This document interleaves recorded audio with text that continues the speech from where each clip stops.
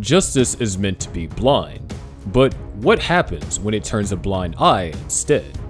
In this riveting episode, we'll expose 5 chilling cases where law enforcement simply did not care if death row inmates were innocent or guilty. Prepare to be outraged and astonished as we reveal the shocking truth behind the cracks in the justice system that have cost lives. In December of 1991, an extraordinary criminal event unfolded in Austin, Texas, at a yogurt store, prompting firefighters to respond. This incident was far graver than a mere unsettled death. 4 young girls, Eliza, Thomas, Jennifer, and Sarah Harbison, and Amy Myers were savagely slain, not by flames, but by a vicious individual or individuals. It's in the usual stuff we run into: family violence, drug deal gone bad. This is 4 girls here. They're dead or now dead. For what reason? I'm sure they couldn't have that much money in there. Before long, authorities identified 4 individuals as potential culprits: Robert Springsteen, Michael Scott, Maurice Pierce, and Forrest Welburn.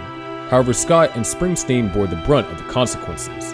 It was in 1998, during a grueling 12-hour interrogation, that police convinced Scott that he had shot one of the girls and that the weapon originated from Springsteen.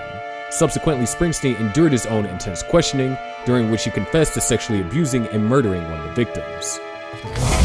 Talk to me, Mike. Yes, sir. You did that, didn't you? Yes, sir. We've stolen some more doors, haven't we, Mike? Not really. You sure? Yes. The judicial process appeared to concur. In 2001 and 2002, Springsteen was handed the death sentence, while Scott faced life imprisonment.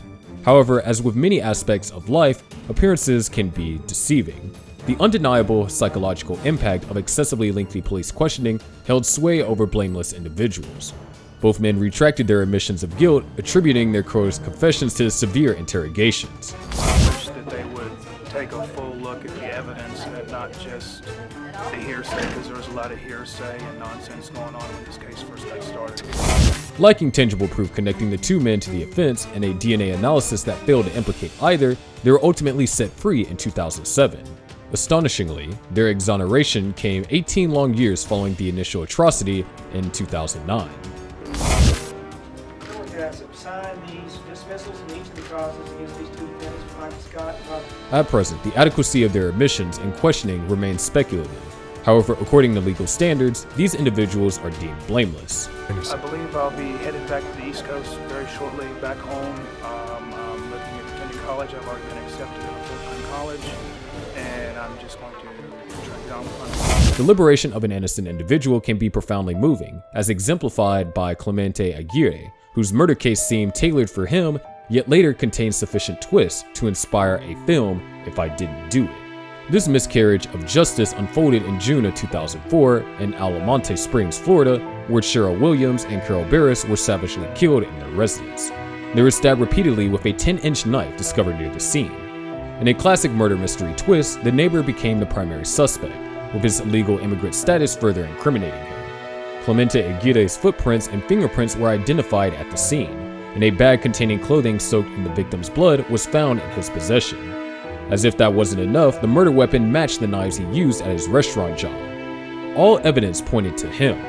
When he was sentenced to death in 2006, there seemed no doubt that he was the perpetrator, and the legal system dismissed his seemingly implausible story of entering the victim's home for beer, discovering the bodies, and attempting to help them. Yet, justice ultimately prevailed. A year later, a review of the case and DNA evidence unveiled a shocking new suspect, Cheryl's own daughter, Samantha. Struggling with mental illness, Samantha became the center of attention as numerous witnesses testified that she admitted to the crime, blaming her inner demons.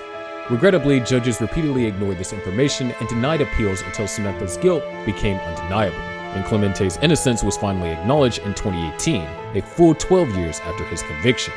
This case demonstrates how stereotypes can gravely impact an individual's life, even when the evidence appears incriminating. Nobody believed me back then. No one. Besides my mother, nobody.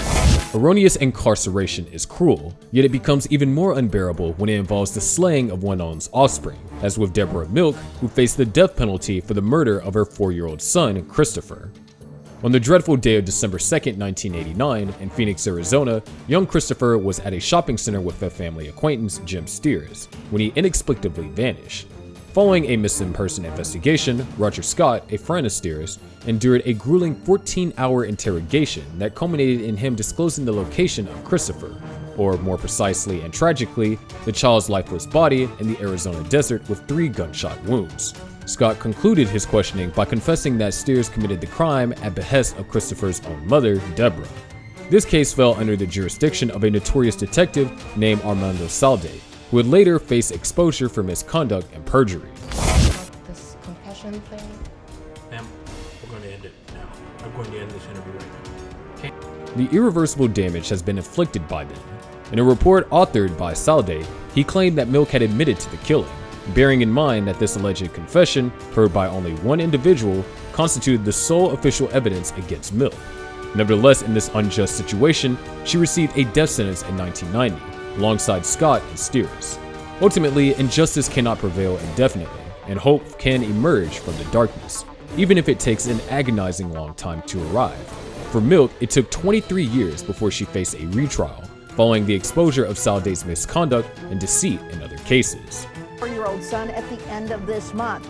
But defense experts say he's got an uphill battle, especially with a sketchy key witness. In 2015, the Arizona Supreme Court discarded the case. Milk's blamelessness came to light and she was at liberty to leave. Whether she truly confessed to Salde remains uncertain. However, according to the legal system, she was innocent, an outcome that is occasionally adequate. Regrettably, numerous witnesses are frequently pressured into confessing, even when they're the most improbable individuals, as in the case of Ricky Jackson, who faced imprisonment based solely on the declaration of a 12-year-old child.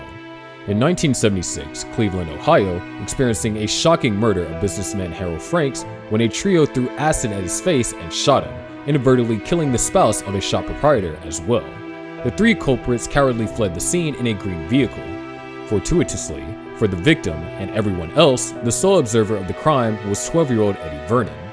Surely they couldn't prosecute 3 men based on the testimony of a middle schooler, could they? Alas, the legal system tends to exhibit peculiarities at times, and this testimony resulted in the apprehension of Ricky Jackson and Ronnie and Wiley Bridgerman. And they was about to murder us for something we didn't do. If you find that outrageous, the most appalling aspect has yet to be revealed.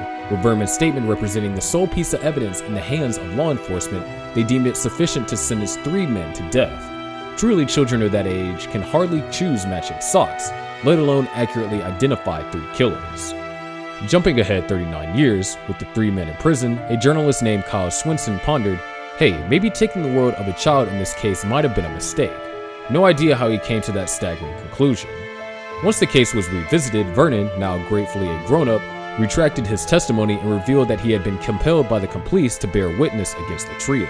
And holding this shame and guilt and inside, you know. This situation prompts reflection. How many individuals languish in custody as a result of coerced admissions like this? They were telling you what to say? Yes. Recent developments in the case resulted in liberation of the trio, and there is a semblance of a positive outcome as they obtained $28 million in a legal settlement and restitution. However, misfortune befell them once more, with Wiley passing in June of 2021. I wish you good luck. Thank you, Your Honor. Justified by their newfound wealth. As the adage goes, nothing is more expensive than freedom.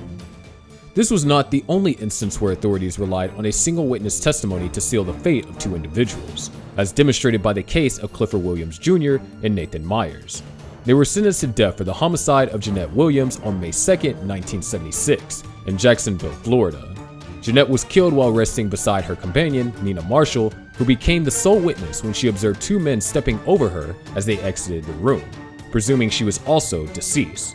Nina quickly identified her primary suspect, her heroin supplier, Clifford Williams Jr., to whom Nina and Jeanette reportedly owed $100.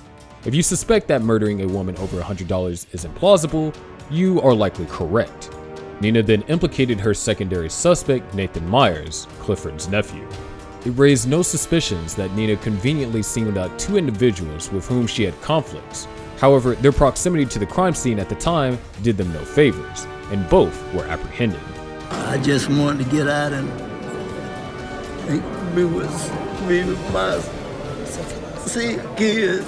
They was gone. And Law enforcement even disregarded a piece of evidence suggesting that the gunfire could have originated from outside the structure. Regrettably, the duo bore the brunt of this oversight until 2019, a full 42 years after Nina's demise. Mr. Williams and Mr. Myers, the indictments have been dismissed against you. You are free to go. Fresh evidence confirmed that the shots indeed originated from outside, and both individuals, aged 61 and 76 at the time, were ultimately set free. They each received $2 million in compensation. However, no sum can compensate for the loss of 4 decades of liberty.